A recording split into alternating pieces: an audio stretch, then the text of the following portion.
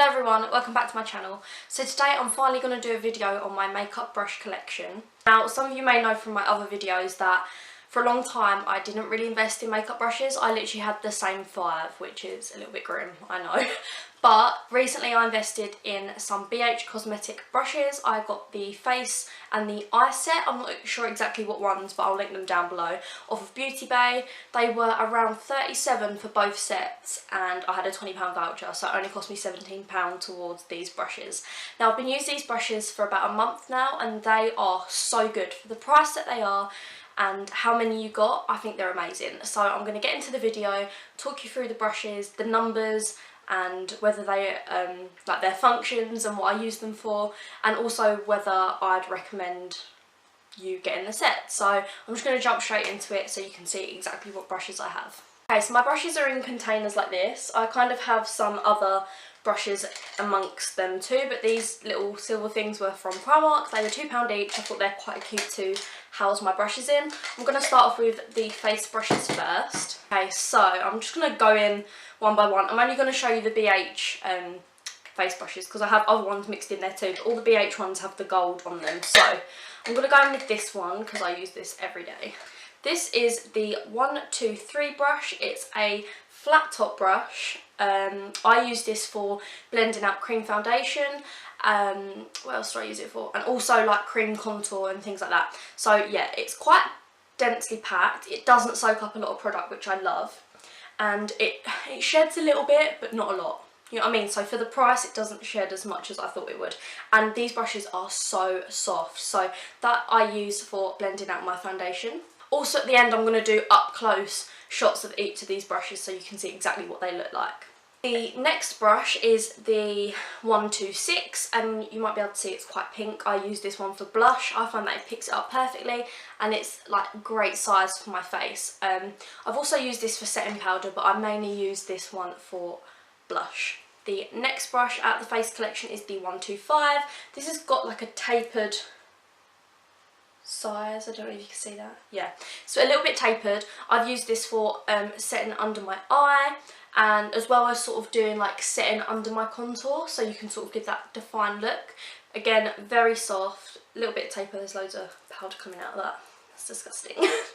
But yeah, great brush. I don't know what else you'd use it for. That's the thing with brushes, they don't have set jobs. You can use whatever you want with your brush. So if it works for what you're trying to do, then just use it. Like, doesn't, just because you've got an eyebrow brush or a contour brush doesn't mean you can't use it for something else. So that's what I do. I just mix and match depending on what I'm feeling that day. The next brush is the 124. Now this I use for my contour because I find that it perfectly gets in that crevice or hollow of my cheek, and it picks up powder really evenly, so it doesn't give you like that choppy look. This one is incredibly soft. This is, I mean, like I said, they're all soft. They do have a little bit of shedding sometimes, but to us, not a lot. So that's a good point because I hate brushes that shed. But yeah, I use this one for contour, going up around my forehead, blending out bronzer, sort of just doing it all over on my face. Really good brush, 124. This one is a brush that I've like never really experienced using before. It's like a flat slant, if you can see from that. This is the 127. Now I can imagine this being really good for people who want to contour their nose, so you can pick up powder and then just go like all along your nose very precisely. I also imagine if you're, again, baking or, you know, setting under your contour, you can sort of pack powder in a very straight line. So this is one of those brushes that I've never really had a brush like this before, but I feel like I'm going to get a good use out of when I'm doing like a full glam look and I want that precision.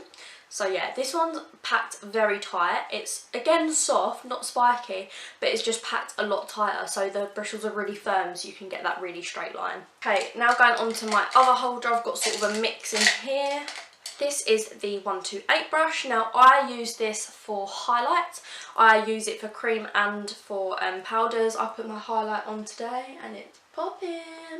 I find that it just puts it on a little bit more precise. So yeah, this is great for highlight and then sort of blending out. I suppose you could use it as a really chubby blending brush if you wanted, maybe. Or what else could you use it for? I'm trying to think what else it would be good for. But yeah, probably a million and one things you could use it for.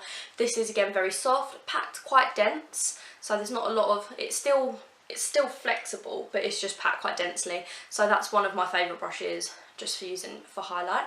This is another brush which I do use for highlight. It's the 129. This is a little bit smaller than that one, as you can see. If I move it there, yeah, you can see there. This one's a lot bigger than this one. This is great if you want to be really precise or sort of go down your nose, on the tip of your nose, Cupid's bow. You could also use this to pack colour on in your crease. So yeah, that is the 129. Here we have the 102, it looks like this. Again, like I said, I'll be doing close-ups of all these brushes. This is really good for sort of doing concealer under your eyebrows, if that's something that you do, you carve out your eyebrows, or packing on concealer underneath your eyes, also packing on glitters and things like that. It's just a great packing brush. It's quite big. I think there's another sort of packing brush in here. Yeah, there's another one in here which is very similar. This is the 102 and this is the 130, so they are quite similar.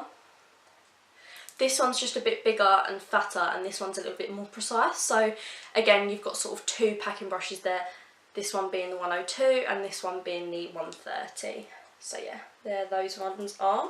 This brush I use for packing on shimmer eyeshadows. This is the 103, it looks like this. I'd recently used it for Halloween to pack on black all over my eyelid. So that's hence why it's dirty, because I haven't cleaned it yet.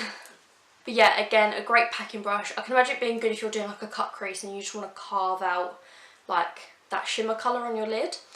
This is a very dense brush, not as soft as the others, again not spiky or harsh though, but very tightly packed, and I haven't had any shedding with this one, so that's really good.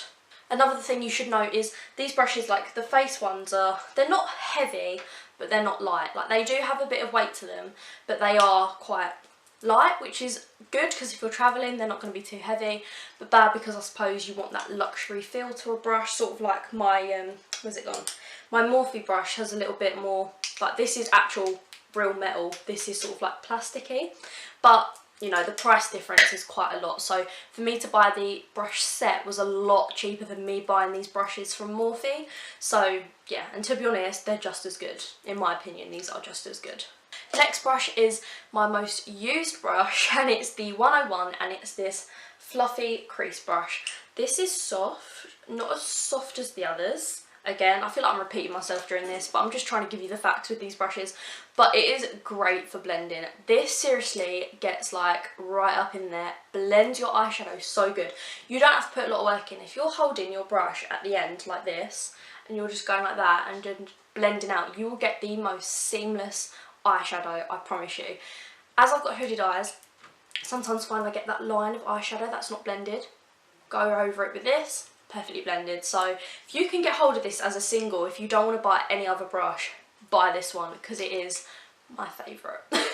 Okay, so the next brush I haven't actually used because I don't know what you'd use it for. It's the 131 and it looks like this. I don't really know what you'd use it for. It's fairly odd. Like a triangle. I mean, I don't know what you would use it for. Could you use it for your nose? No.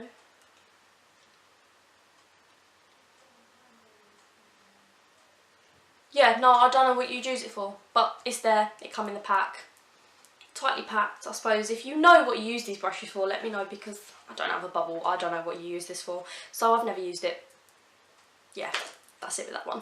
The next brush is like a slanted blender. It's the 104. Looks like this. This is again great for blending. I haven't really used this one as much because, as I said, this one's my favourite. But I have used it once or twice and it is a good brush. Definitely not as soft as the others. I keep saying the same thing. I need to think of different words to say. But yeah, it's more of it's a different sort of hair, I think, that they've used for this one. I don't know whether it's a natural hair or not. I don't know whether these sets are vegan or like cruelty free or whatever. I'm not sure about that, so you'll have to look on the website for that. But yeah, this is a good slant brush sort of to get in your crease, blend out, and then help you blend out the outer corner. So I like that one. Now we're down to the last three brushes. These two are very similar, so I'm going to pop these two together. This is the 132 and the 105. They're sort of like pencil brushes. One's This one's a little bit bigger, this one's a little bit smaller. Great if you're putting colour in your outer V. I've used this one before to put like really dark colours sort of in the crease and along my lash line and blend it out. That gives you like a really smoky, blown out effect, which is good. And this Diddy little pencil brush is really good for going like under your eye and then taking a blender brush and buffing it out. So yeah, these are really good. I think they're again made of 2 different hairs, because this one's sort of black going to white and this one was white all over before I used it. But yeah, good pencil brushes. The final one is my probably most used brush apart from my blending brush, and this is the eyebrow brush, like this. This is really good. It's packed really tightly, which means that you can get a lot of colour on, and it's got a perfect slant. This is the 107.